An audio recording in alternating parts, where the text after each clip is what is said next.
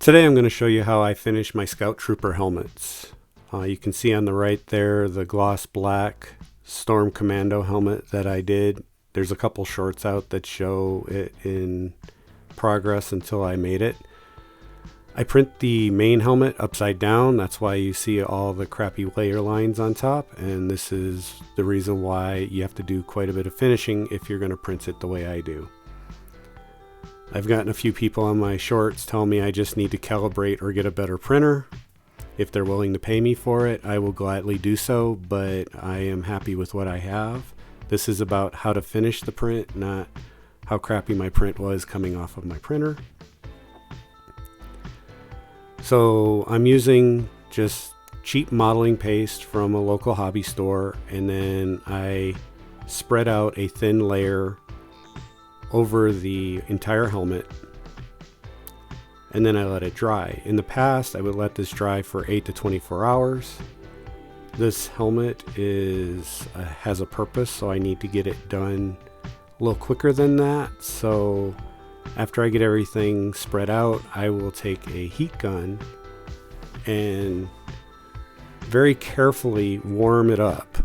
You don't want to warm it up too much because you don't want to warp the plastic, but heating up the modeling paste will increase, or not increase, it will shorten the drying time, especially being it's a thin layer. Here it's all spread out, and then I take my heat gun to it.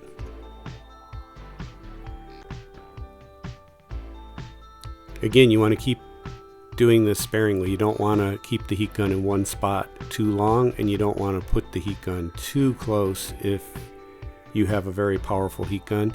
The battery powered one I have doesn't seem to be as strong as my one that plugs in. AC powered ones heat up quicker and can do a lot of damage before you even realize it. Then I do a light sanding, just knocking down some high spots. You can see a little bit coming off as I knock down the high spots. I usually don't have as many high spots with fresh modeling paste, but this jar is really old. In fact, I'm almost out of it, and I'm looking for a new jar soon. After I get it all sanded, I then go to layer 2. Layer 2 is going to be thicker. I go thin on the first coat because that guarantees I can tell that it adhered to the plastic well. Before I put the modeling paste down, I do alcohol wipe my prints down just to get the coat as clean as possible. A lot of people have talked about how I could be doing this using spot putty and acetone. I've done that and it works great, and I don't have anything against anyone that's using spot putty with acetone. The problem I have is I had a bad reaction to it about 6 months ago, and it caused a rash on my arm that took months to get to go away. So I have decided that this is the way I'm going to be doing my prints going forward. I'm not going to be using acetone unless I really have to, and I will be making sure that I am as protected as possible. So for my third coat of modeling paste, I mix in a little bit of this acrylic ink. It's not acrylic paint, it's acrylic ink, and the reason why I like it is because it's water based, so it's a little bit wetter, and this will spread a lot easier. And I'm just trying to push it into any of the scratches that I created using whatever tools I was spreading it in the first place. Because I watered this down, it does not take long for it to dry at all. I'll coat the entire helmet here doing this method, and then I will do not my final sand, but my final sand of using the modeling paste.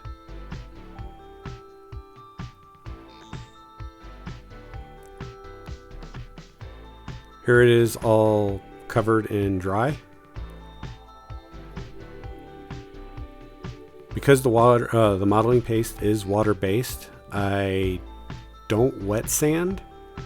I was told if you let it dry for a couple days, you can wet sand, but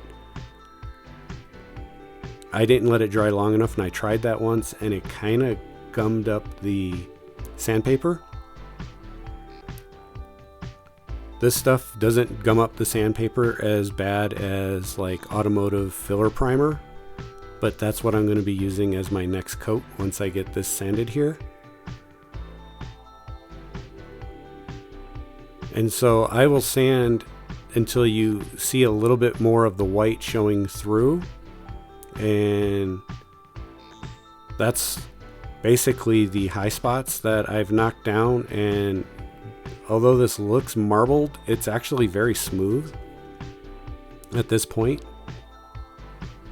And it's time for me to go to a primer paint, and that's where I use the automotive primer on this. Sometimes I'll just use a regular primer and then do a light sanding on that as well, but the automotive primer is what I had on hand this time.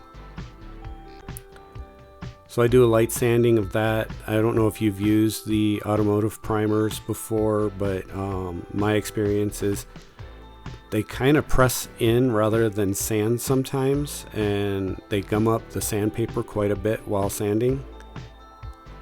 You do get a nice smooth surface, but it does take a lot of sandpaper and a little bit of elbow grease. So after this, I'm going to paint it with a flat white, and then once that dries, I will then go over with a crystal gloss coat.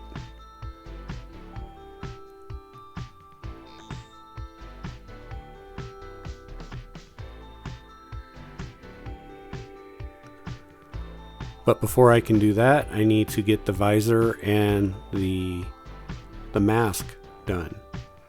So the mask was printed also upside down, standing on end, and I had to use some supports just for those little spots right there at the bottom of the visor eye section. So I just needed a little bit of cleaning there. But this is going to follow the exact same method as the helmet. I'm going to do 2 coats of the modeling paste, and then I'm going to follow up with a 3rd coat that's been dyed, and then the filler primer. This modeling paste, as you can see here in the jar, it's getting old. The top is very crusty, and you want to make sure you try to get as much of the hard crusty section out of your way when you start spreading it, because it will drag lines into the part. Here's everything primed, painted, and gloss coated.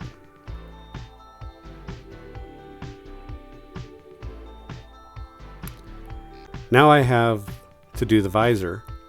This is just 3mm plexiglass, or actually it's 3mm acrylic, I believe. And then I had this smoked tint that's actually got a adhesive on it.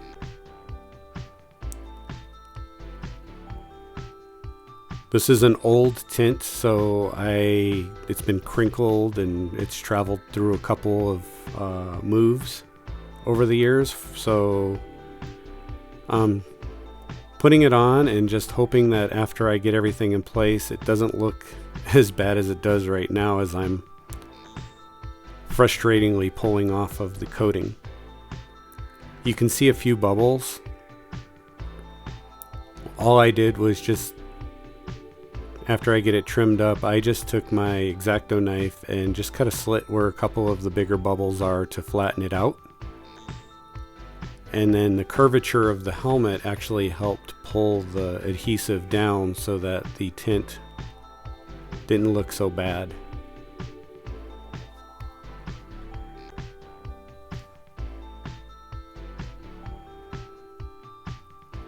I hold my visors in with hot glue.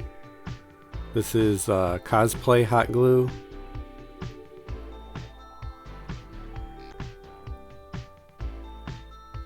just needs to be trimmed enough that it gets over that nose piece and then still covers the whole area.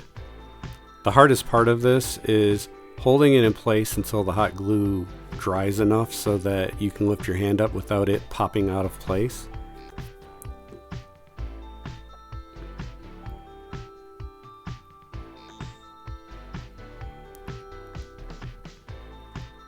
So the nose part here, I filmed putting in place, but the video got corrupted, so I don't have it being pushed in place, but it's just held in with a little bit of force and super glue.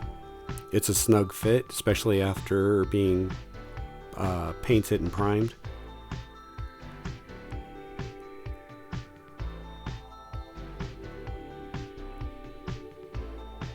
The little microphone section is in 3 pieces. The files I have, you can actually print this in 1 piece. I don't know why I didn't do that, because it would have been easier. Again, just a little bit of, this is just gel super glue or CA glue.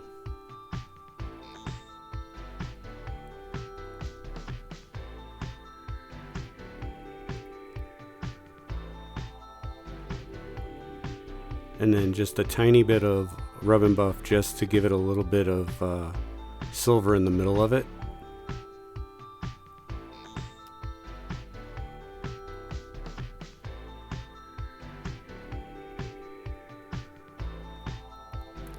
The slots, some people actually will print labels that go in there. I decided to paint them.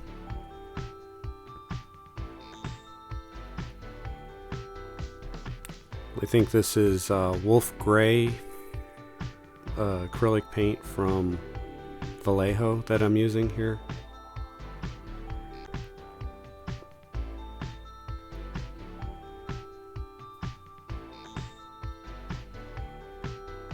And then I glue the visor to the front mask. This isn't an easy job to do one hand, or basically one person, because the visor itself actually springs out a little bit, so you want to actually hold it in until the glue sets. And then once the 2 sides are glued, I then put a seam across the top. With the black helmet, I actually used 2-part epoxy to fill in that seam at the top, but you don't have to. This helmet comes with 2 pieces for the hinges, an inner and an outer piece. They need to be lined up correctly for it to swivel and not be wonky. So I get those put in place and then let it dry overnight. Then I just quickly drew up in Photoshop the symbols that go on the side and the back. Some people's helmets, they do the back in black. I decided to do the same color as I did for the logo on the side of the visor. The reason I did this is because I have the Hasbro one and it's actually gray. It's not black on the back.